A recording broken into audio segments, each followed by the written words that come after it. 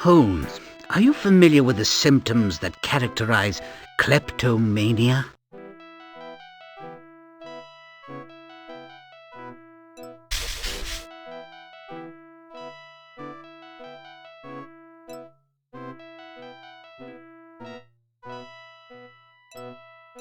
Observations, Doctor? The temperature here is positively glacial. If you are insensible to it, you must count Laplanders among your ancestors.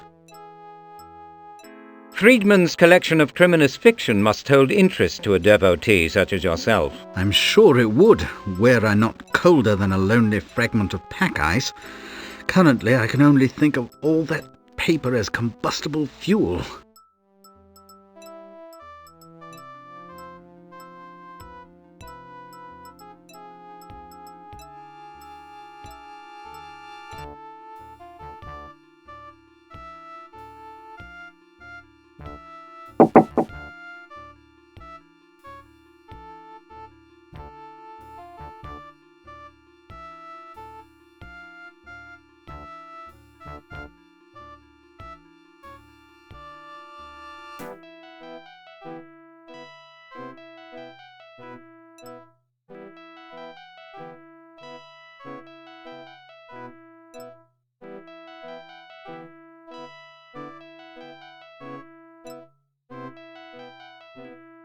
Hello, Charles. We're not interrupting. Just finishing up, Sherlock. How's your brother? Dreadful accident. Coming round, is he? Out of immediate danger, thank you. You remember my friend and colleague, Dr. Watson? Of course. Hello, Doctor. Make yourselves comfortable in the loosest meaning of the word. I'll be with you in a moment. You've assembled a remarkable group of character portraits. They are open, if slightly smeared, windows onto our capricious times. I keep a collection for similar purposes, mostly criminal subjects. And the small posters are my rogues exhibit, villains all. The portrait of Kropotkin is revealing. Admirable man. His major weakness is prophesying war every next fortnight. Even anarchists need a hobby, I suppose. This small portrait is distinctive. Who is it? Or more to the point, What is it? Well observed. That was and may well be Louis Baptiste Gautier, the terrorist absconded from the Paris cells without a trace in 1857. Very interesting. An artist has introduced age to the image of the younger man's face, so he might be recognized if he reappeared. Exactly. My artist drew on the old picture and then photographed his work. He's a clever craftsman, your artist. Who is he? Nigel Hemmings, illustrator and portrait artist by training, first rate. No one would buy his painting, so he took up photography. The posters are very well drawn. Same artist? Yes, Hemmings says the American police call them mug shots. Peculiar expression. Some of these must be extrapolations from old photos, adding beards and wrinkles and so on. Yes, and others are subjects I've seen and described. With a first-person account, he can age a man, get his expression right, that sort of thing. Scotland Yard could benefit from his skill. You're right, of course, but would they? I heard Lestrade say Bertillon's system of criminal identification was a bunch of foreign nonsense. He takes so badly to new methods. Don't I know it? Is this profusion of papers really necessary? Place is a fire hazard. Impossible to have too many papers. Watson is always at me to cut down on my consumption. One should never be without a fresh newspaper. No item is more serviceable. Absorbs grease from fish and chips, wraps garbage or lines a threadbare coat. Use it as a towel, a fan, a sunshade, an umbrella, a dustpan, a carpet, and if worse comes to worse, heaven forfend, you can always read it. Help yourself to the Telegraph. It's hot off the press. Your argument is exhausting, if not compelling.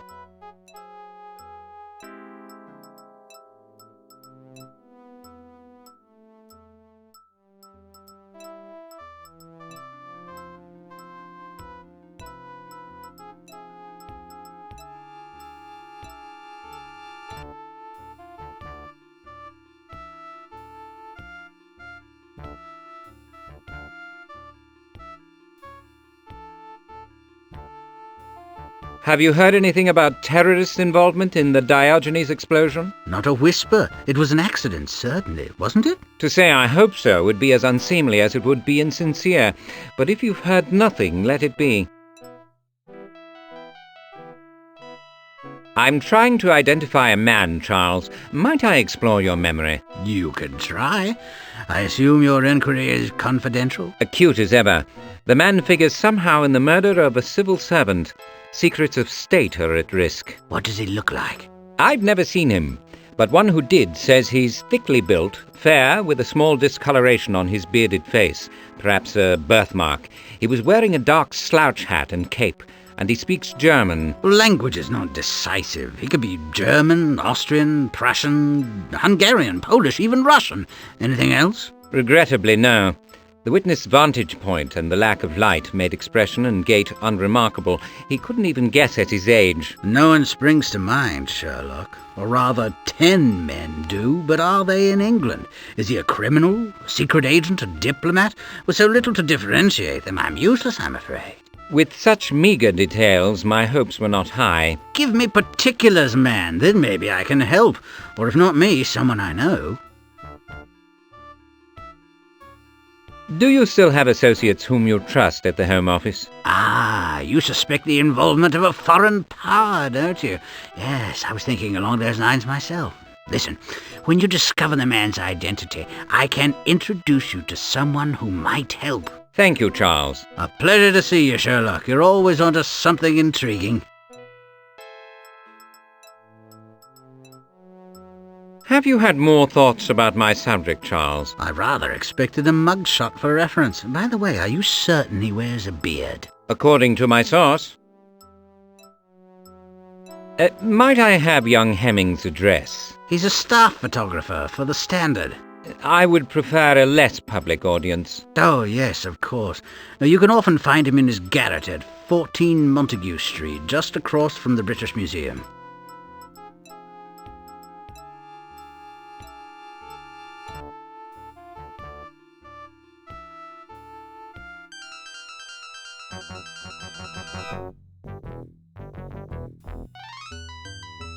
Pleased to meet you, Mr. Holmes. I've heard of you. I'm just drawing this film. With you in Alphamo.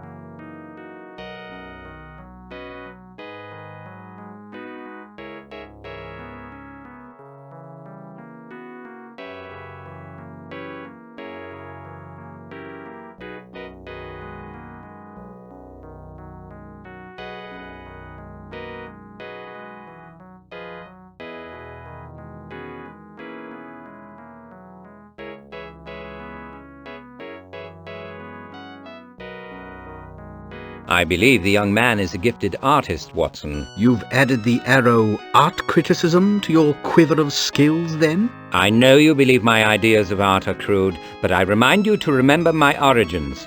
Art in the blood takes strange forms. Though not medically attested, certain delusions may also be hereditary.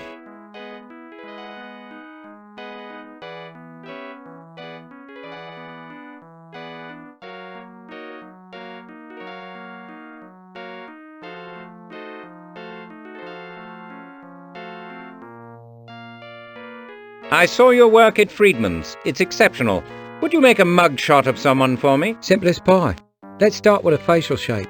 Round, oblong, heart-shaped. You get the idea. I've actually never seen the subject, just heard him described. Not enough, Mr. Holmes. Without a witness, I can't do better than a caricature. You can't keep me to rights, you see. Tell me the nose is too wide and such like. I'm sorry.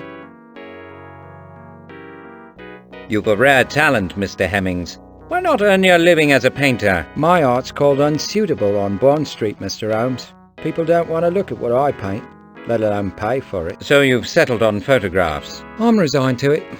My photos of accidents and domestic disasters pay the rent. They give me the time for my work. Would you explain this photo of you with Prince Albert? Caught that, did you? Unless you suffer from juvenility, or you've discovered the fountain of youth, it depicts the impossible. Too true. Not to brag, but given the raw materials, I could make the world think you hobnob with the Queen at Buck House. Reason suggests that you've combined two photographs. But my eye can't detect where one stops and the other begins. That's the nature of the art. Fool the eye and you fool the mind. Most people, present company excluded, believe what they see, even if it's improbable. You don't take tea with Her Majesty, do you? I've never had the honour. An oversight, perhaps. Just let me know. I can make it happen, if you like.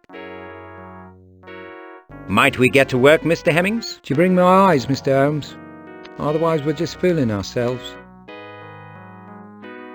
Is your ability to make composite photographs unique? There's a few chaps with the knack. Besides the challenge, why do they do it? Money, Mr. Holmes. I heard there's a hoity-toity bloke up west that's made pots of brass. Sometimes he just makes people look better than they are. For a price, he fixes his clientele in the company of famous persons they've never met. For an additional fee, he supplies the twits with a bogus story that sells the photo.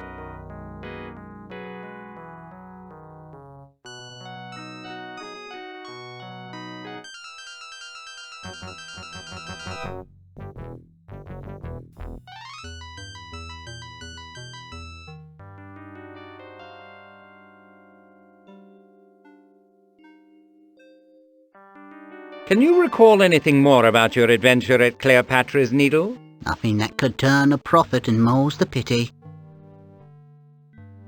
I need your help, Mr. Needham. Will you come with us, please? Why this time? A picture artist needs you to describe the man you saw at the Needle. The third man. I wouldn't expect you to do it for free. Oh, that's all right then. A commission, like. As long as the brute don't know it's me what described him, he had a dangerous aspect. Brought the eyes, have you? Be right with you.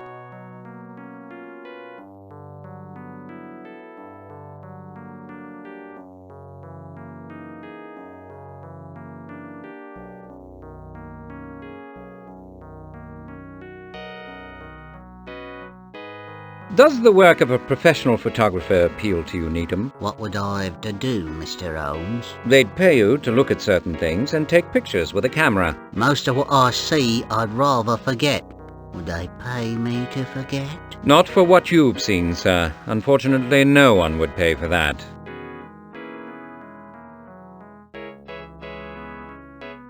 This is Mr. Needham. He has seen the person I want drawn. Excellent. You and I will get busy. Perhaps you'll occupy yourself, Mr. Holmes.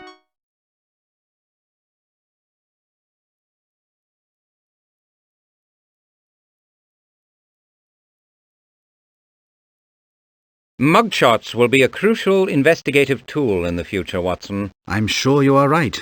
The issue is, will the police have the sense to use it? I wouldn't care to predicate its future success on my answer. Needham, please describe the gentleman you saw in profile at the embankment, the third man. I can't add nothing to what I already told you, Mr. Holmes. A tall man with an unkempt beard and a stain of some sort on his left cheek, correct? That's him. Perhaps you could give us a moment alone, Mr. Holmes? We'll put something together. Oh, sorry. Of course. I'll look about, shall I?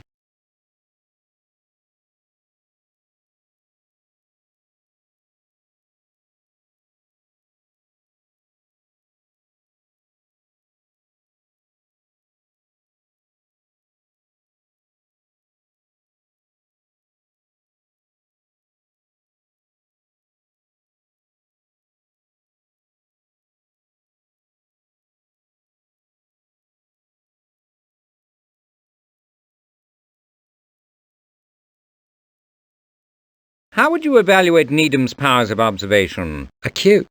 He was clear on the facial structure and proportions, cast of the eyes and position of the ears. There are some problems, but we muddled through. Wonder if the stain is a scar. That's an intriguing thought. May I take the drawing with me? Of course. Hope it helps.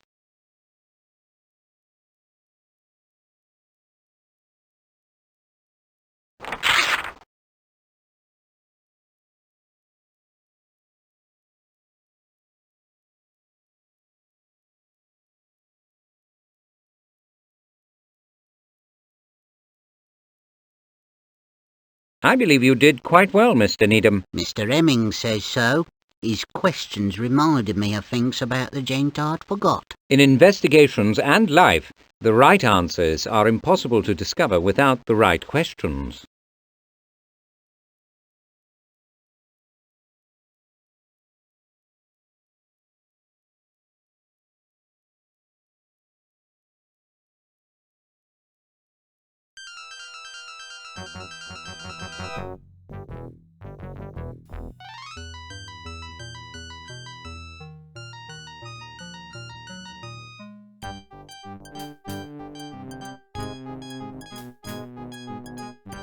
Your advice was inestimable. Hemmings gave individuality to a generic face. I'm not surprised. He's a marvel.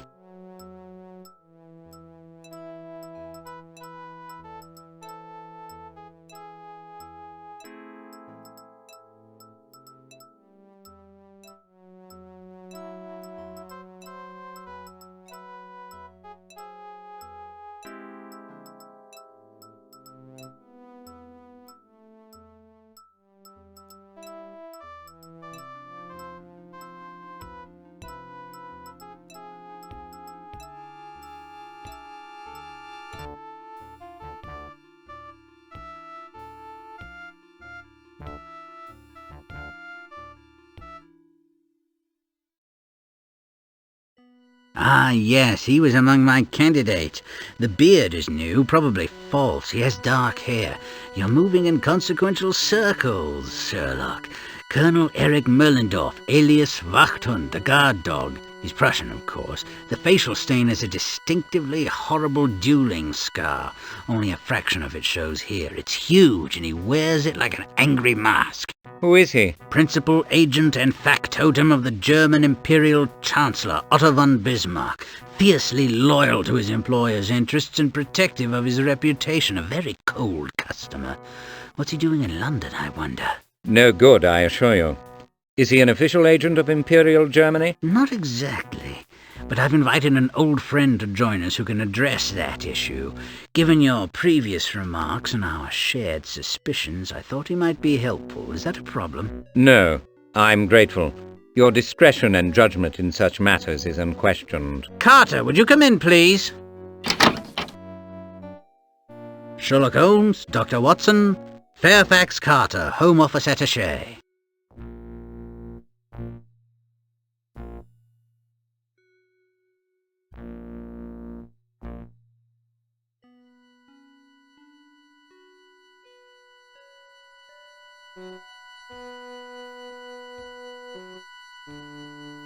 I've heard your name from Mycroft, sir. Friedman has filled you in? As he was able. Might you put us more in the picture? No. Mycroft has requested secrecy. I shall respect that. Reputations are at stake. The nation's security, maybe. If I fail, you should know all. If I succeed, you will learn no more than you know now. Can we deal on that basis? I am not entirely without other sources of information, as I think you know. Your commitment to your brother's cause is commendable.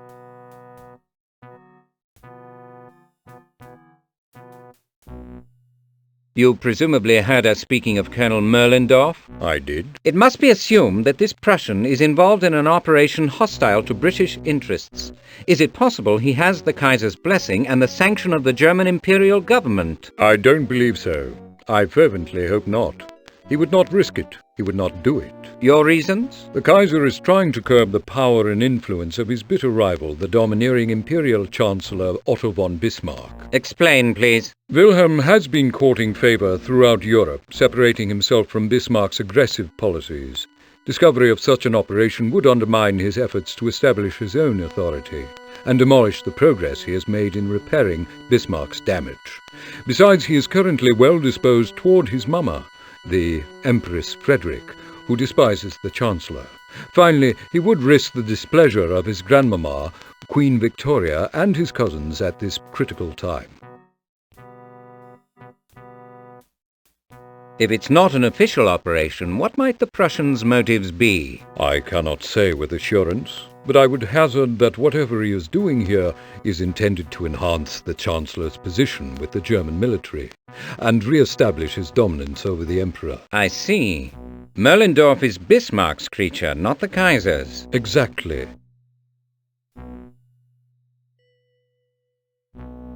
Can you help me gain access to the Kaiser? I know he's in London. I could arrange an interview. The Kaiser, as it happens, is familiar with your name and reputation, but this would be strictly a personal affair. The government must not be suspected of having any official involvement in your inquiry. That's understood. You'll inform us of a time and place? I'll send a message to your lodgings. What kind of man is the Kaiser? Not brilliant, but he's keen and energetic. Has the regrettable habit of speaking of himself in the third person. Convinced that he belongs to a distinct order of mankind, designated for monarchy by the grace of God.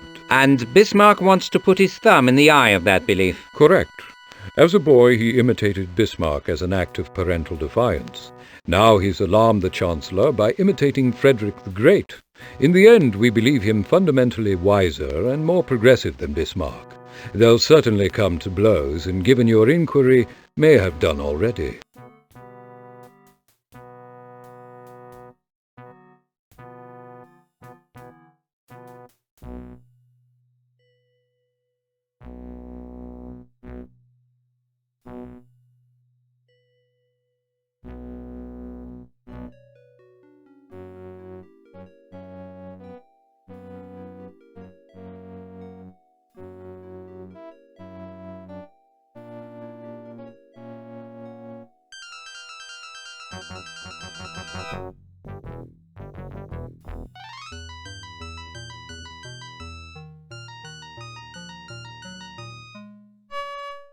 Milady will receive you following her offering to the musical deities.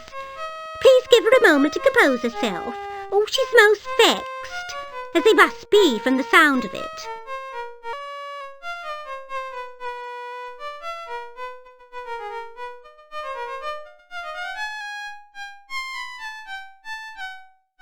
Can you identify that odour, Watson? The unmistakable scent of wretched excess. Moralising aside, if you please. Is it some sort of camphorated oil? Incense, I think, to impress the arbiters of bad taste or disguise a fouler smell. I'd rank it somewhere between a sick ward and a low-rent perfumery.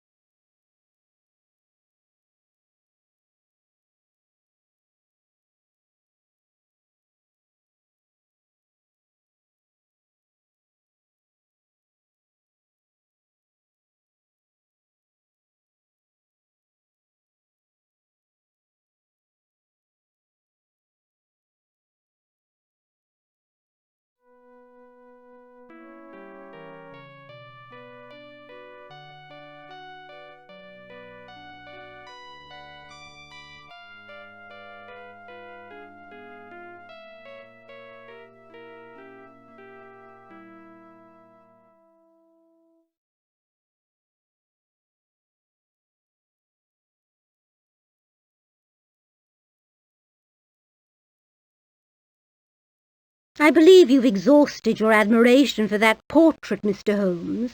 Put it down.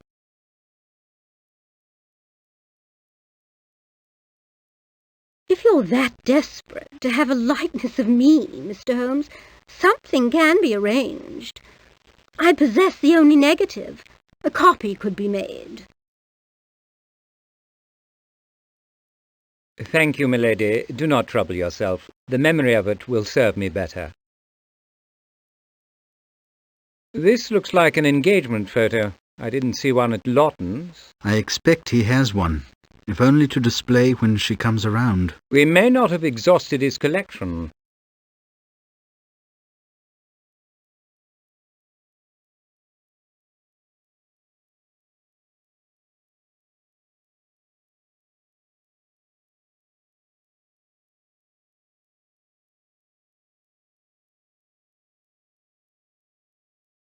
You are a rare and flexible musician, I perceive. Given my technique, I would have been a superb pianist.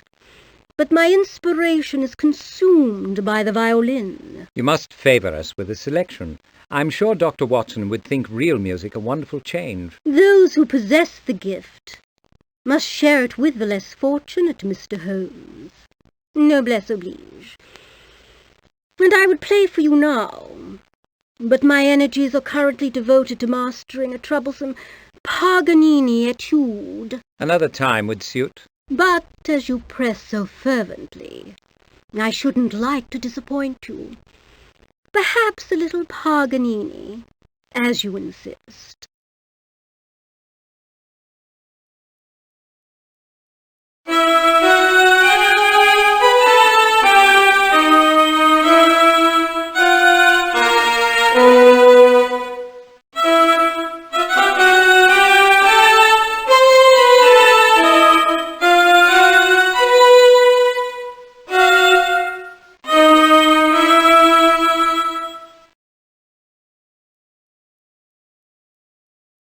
I can't think what's wrong with this instrument. It doesn't seem to care for Paganini. You must excuse me. I have to return to my etude.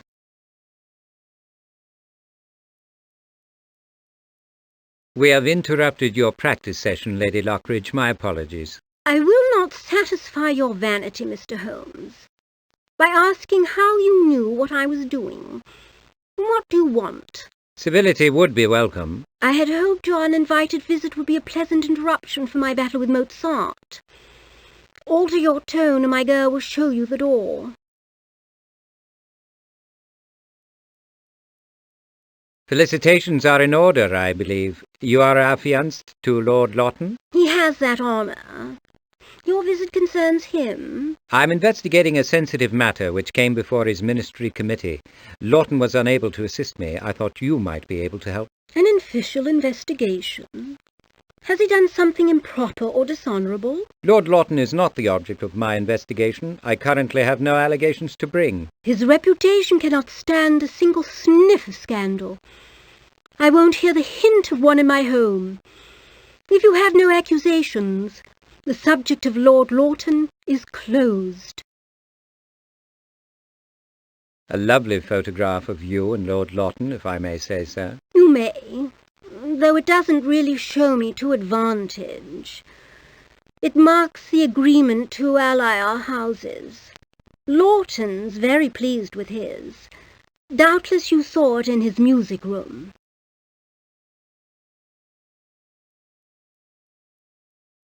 Who was the lucky photographer, Lady Lockridge? He did a beautiful job. You think so, do you? Well, if I ever see him again, perhaps I'll convey your sentiments. Given his clientele, I'm sure he couldn't care less for the good opinion of a man like you. Might I say your decorator was inspired, Lady Lockridge? Did he take guidance from you? Followed my instructions to the letter. As it happens, I have impeccable taste. I could have been a designer if it weren't below my station. What a superb instrument. A Guarneri, isn't it? To a true artist, the instrument is but a tool. Do you play, Mr. Holmes? I dabble, Lady Lockridge. Unlike yourself, my meagre talent cannot conceal my incompetence. I'm sure it cannot. But I was not always a master, Mr. Holmes. The musical bounty you hear now is the fruit of arduous practice. Do likewise, and you may one day hope to approach my ability. I'll look forward to that.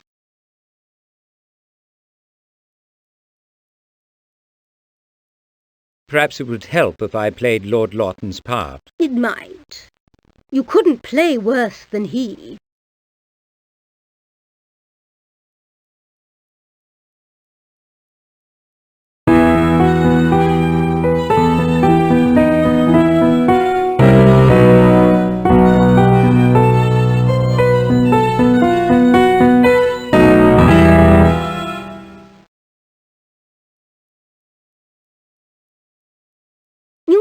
see, it's a hodgepodge. My hat, Lady Lockridge. You've set yourself two very difficult pieces. All will be well with time and practice. I doubt it, Mr. Holmes. Far from well. My artistic soul has been vexed and discommoded. I am displeased. The Mozart is merely challenging, but the Etude is a heartache. Either Paganini was a fool, or he has been erroneously transcribed. There are simply too many notes. This piece is entirely unplayable. Might I presume to offer my assistance? I can't imagine how you might help. If I may borrow the score, I shall return. Take it, by all means, before I rip it to shreds.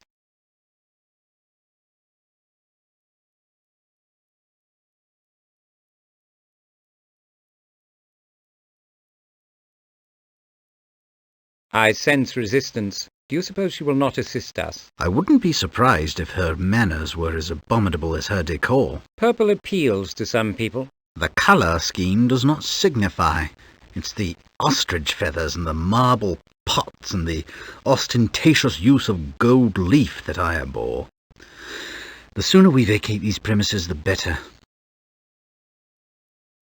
Something you'd like to hear, Watson? Perhaps one of your own compositions, Holmes. But mind you do justice to the difficult sections, if you take my meaning. Perfectly apt and instantly grasped, Doctor. Watson, let's retreat. Lady Lockridge needs solitude. What she needs is a music teacher. One, were he a lucky man, with a hearing disorder. I intend to supply the need, though my hearing is excellent.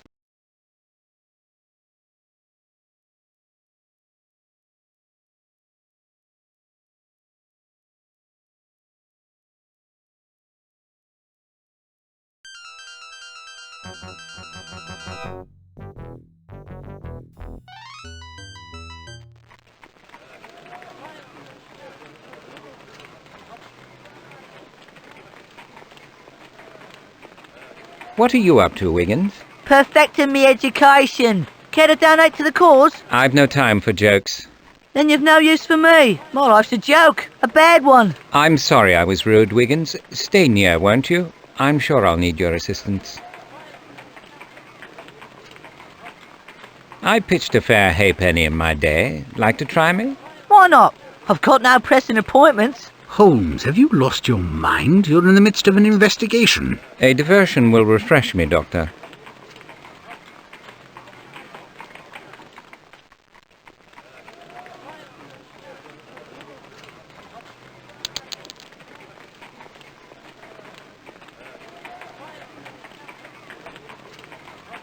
Keep the penny for luck, my boy. Is there anything you're not good at? Personal relations have never been a strong point, and Greek irregular verbs. And modesty is often in fairly short supply.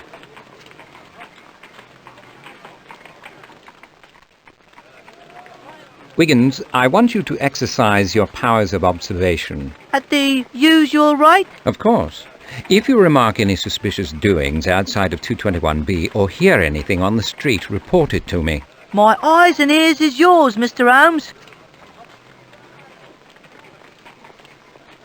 I've a mission for you, boy. Small chance of success, but the game is worth the candle. Nice to be needed, sir. What's the job? Find a man, thick-set, tall, fair, and bearded. Perhaps a blemish on one cheek. Maybe wearing a dark cape and slouch hat over country clothes. A gentleman?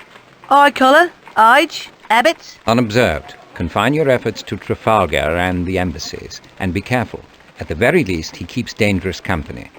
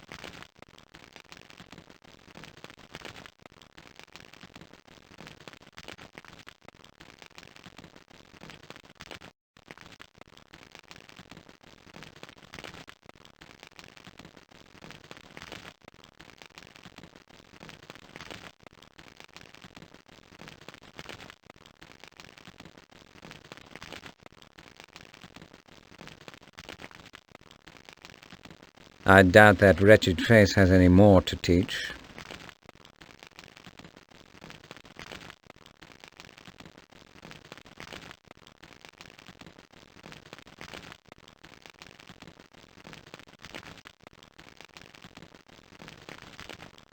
That face may have more to tell.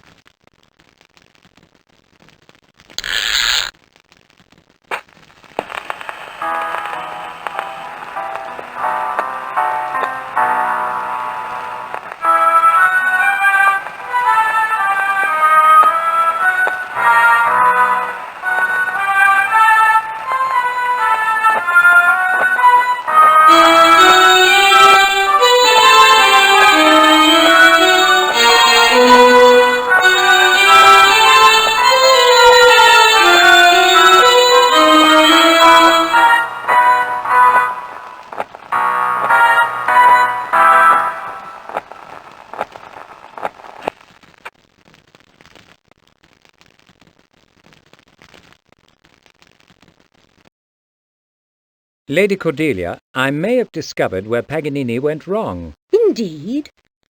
I knew it. Show me. I must know his wicked folly. The etude requires a very unorthodox fingering. It's quite bizarre, most eccentric. It violates every convention a master like yourself could be expected to observe. Show it, show it. May I?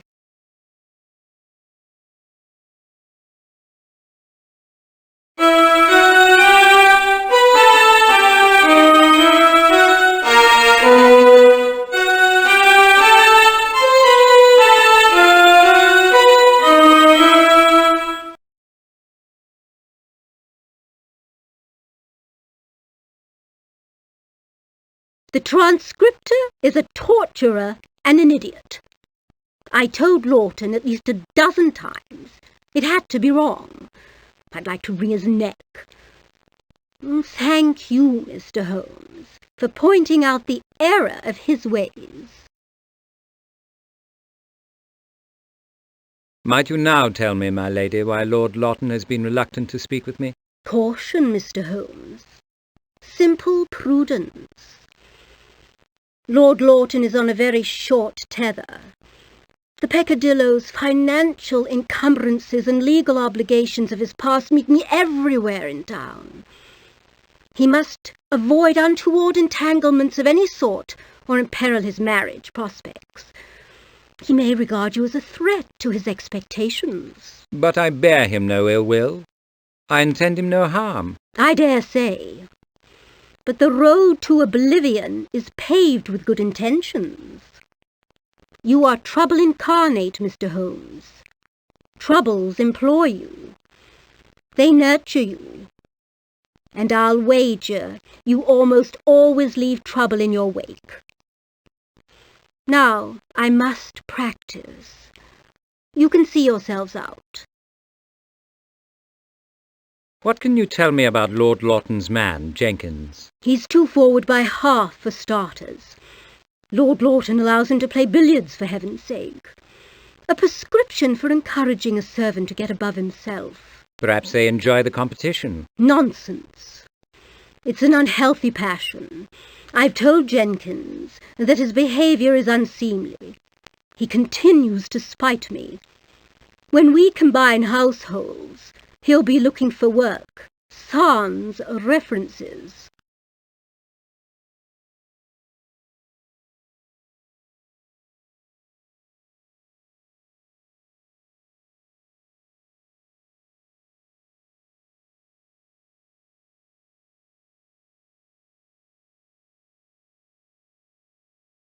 Lady Lockridge, who is Mr. Hargrove? Discovered a secret, have you? I suppose you've earned it. Edward Hargrove, Mount Street, is the demi-monde's current darling. Dubious clientele. Persistent, disagreeable rumours. But Lawton insisted. And he did a good job. Still, a woman of my standing and position can't afford to be associated with such a person. He's not unimpeachably respectable.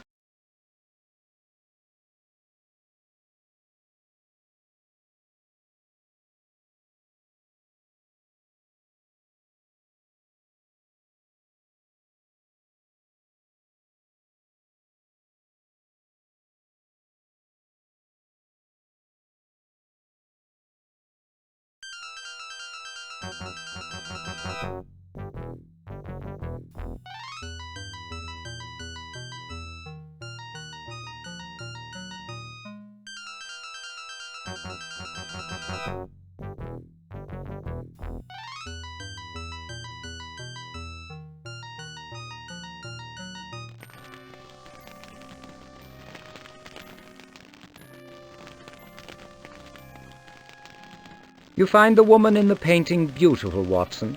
Very lovely. I'm smitten. Control yourself. Note the wedding ring. Mrs. Silverbridge, I shouldn't wonder. One may admire without wishing to possess. Your pardon, Doctor. It appears a child has been given the run of the house. Where is the lad? At school, I should think. Or perhaps Silverbridge himself is of a juvenile turn of mind. The puerile MP? They certainly act like children sometimes, but I doubt that explanation will serve in this instance. The possession suggests an active lad. Would you not agree, Watson? My child's mind envies the bounty. Still, he seems a housebound boy, and that can't be all good.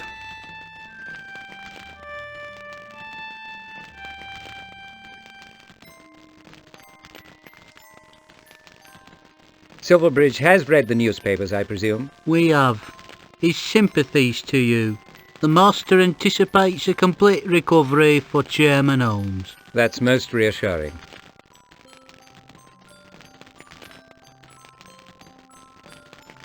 Where is the child whose toys litter the room? Master Virgil's habits can be of no concern to you. If that's all, you may leave. Hepplethwaite, I must see Silverbridge. Immediately. What do you imagine has changed since you were last denied your wish? Certainly not your impertinence, but as you are his keeper, I'll tell you. The probable thief of a ministry document has been brutally murdered. Silverbridge instigated the move to terminate an official investigation into the theft. You may draw your own inferences. I have drawn mine. He may speak to me now, or to Inspector Lestrade later.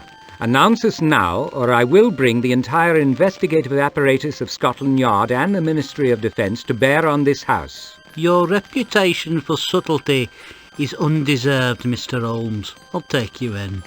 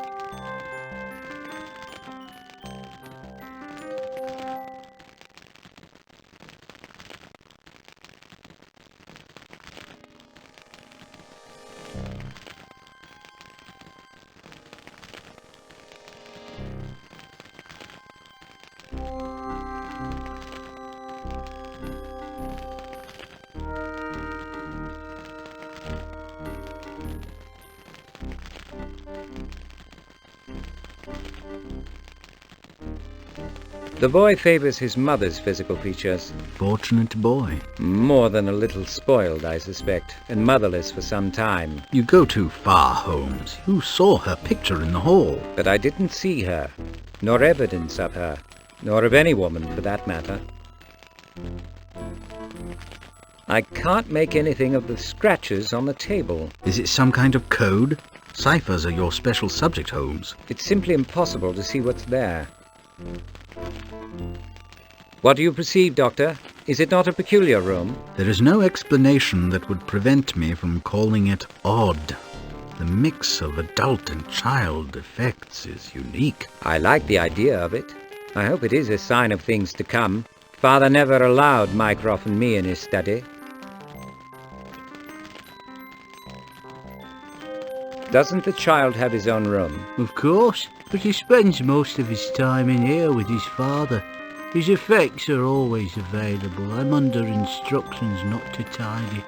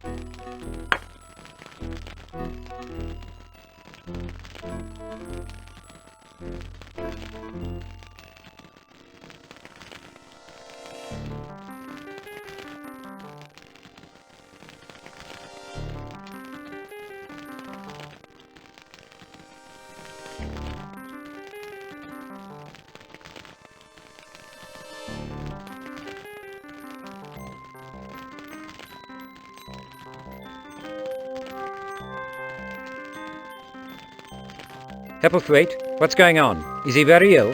He'll come round. Be patient for a moment. The potion usually works unless he's been abusing it. Does this happen frequently? He's been frail since his wife's death.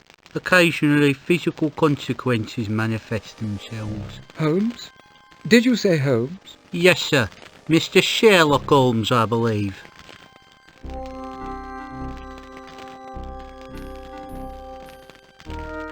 You do not look well, Mr. Silverbridge. Forgive my not rising. Unsteady on my pegs of late. My news will not improve your condition. Thomas Pratt has been brutally murdered. Oh, how dreadful. Why was he killed? The motive is unclear, but he was certainly involved in the formula's disappearance from the ministry. The vigorous investigation that you quashed is now not only justified, it is urgently necessary. My brother will expect your support. Will you assist him? No. I mean, oh my heavens,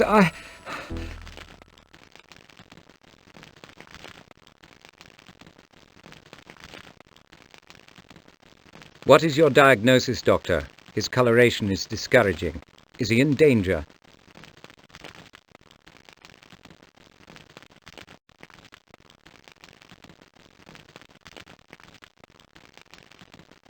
I think not.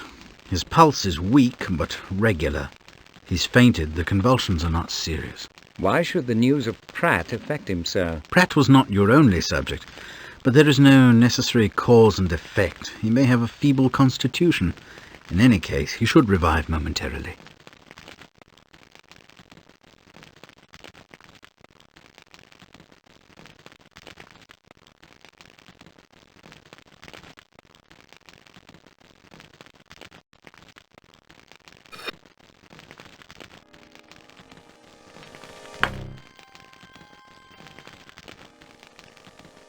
Oh, yes, thank you, I think.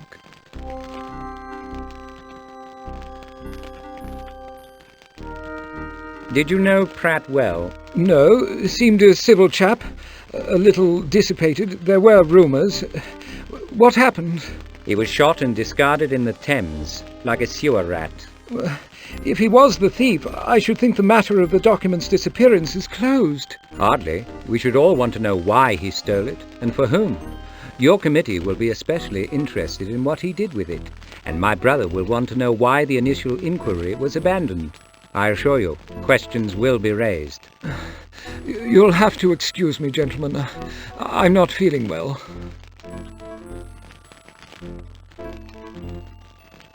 That's your son's portrait, isn't it? Handsome lad. Where is he now? Virgil is at school at Marylebone in Windsor. He's a day pupil. He looks a clever boy. Must take after his mother. I believe I'll call on him. Mr. Holmes, please don't. I beg you. Stop. You don't know what you're doing. I must not assist. Please.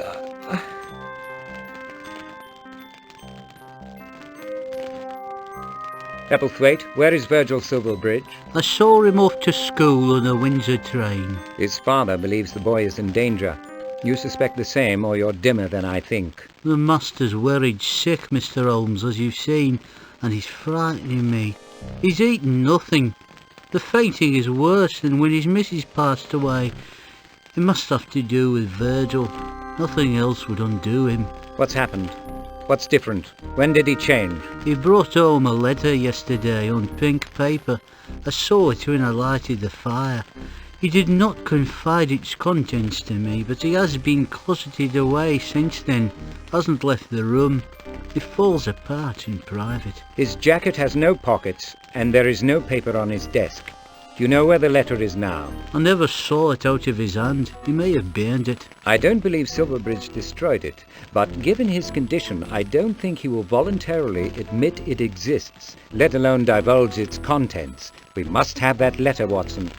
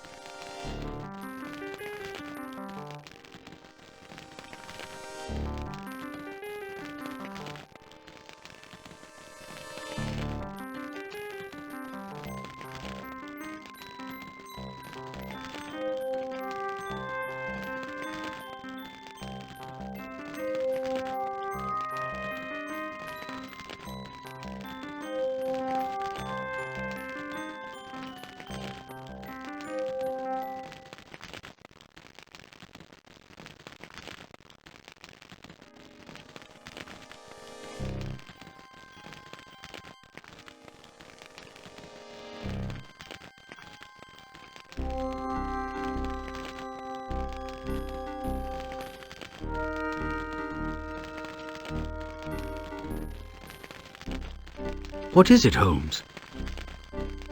It's an opening move, Watson. PQ4, PQB4, NQB3, PK4. It's a variation on the famous Queen's Gambit. Probably saw his father make the move. But why write it down?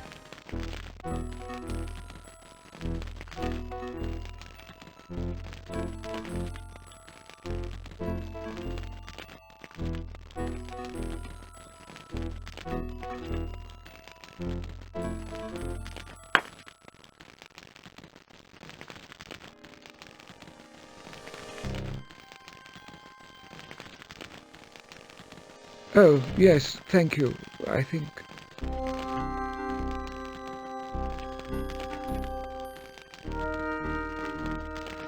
Why did you move to terminate the investigation into the theft?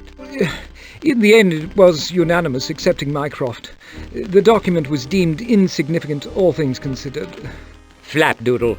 Others may have calculated the political consequences should the disappearance be exposed, but not you, I think. Was your vote coerced? What an asinine question, of course not. I'm my own man on all issues. What I see around me refutes that contention. My domestic arrangements are no concern of yours. Wrong, Mr. Silverbridge. Whatever motivates you concerns me. I believe you were coerced, and I will ferret out the truth, the consequences be damned. Mr. Silverbridge, where is the letter you received yesterday? The one on pink paper? I don't know what you mean. I will discover its contents, Silverbridge.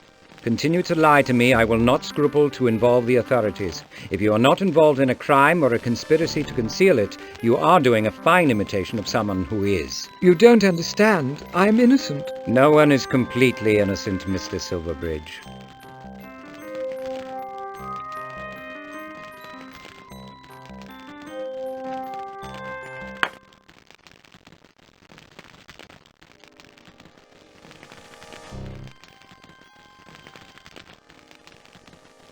Oh, yes.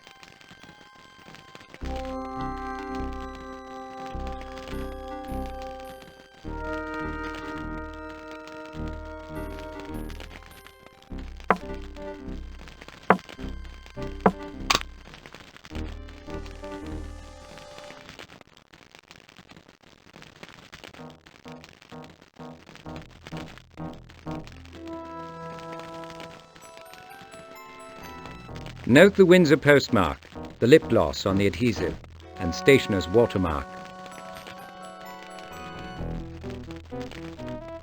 If your committee's investigation continues or the police learn of this note, Virgil's temporary absence will become permanent. Compliance will ensure his safe return in a few days' time.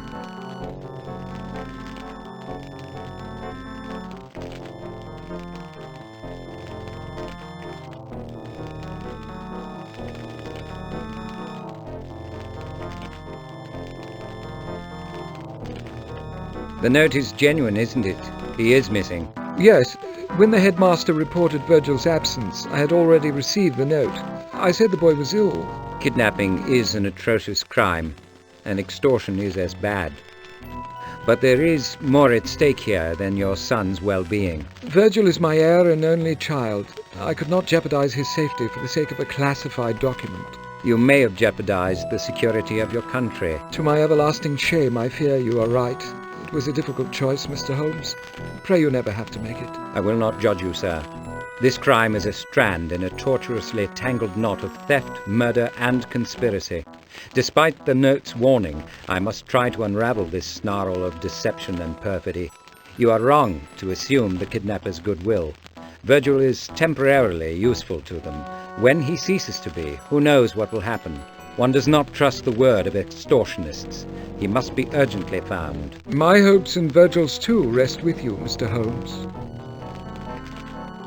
Can you spare a picture of the boy? Of course. He's bigger now, and his hair has lost most of its lovely red. And what about something that is particularly his? Take anything. Is there any more you can tell us, Mr. Silverbridge? I'm afraid not. I have expended all my energy trying and failing to justify my culpable silence.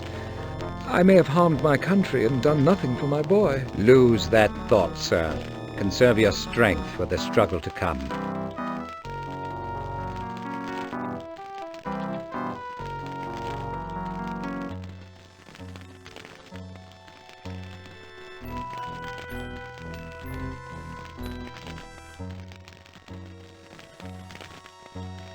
We're for Windsor, Doctor. Any pertinent ideas? None you haven't considered. Shall we renew our acquaintance with a certain redoubtable hound? You know my methods. Use the best tool for the job. If your hair is on fire, don't try to put it out with a hammer. Do you know who holds the boy? Not at all. But I do know that a woman with dubious taste in cosmetics sealed the ransom note. I presume she posted it. It is likewise clear that she did not write the note. Clear to you, perhaps. A professional opinion would not be amiss.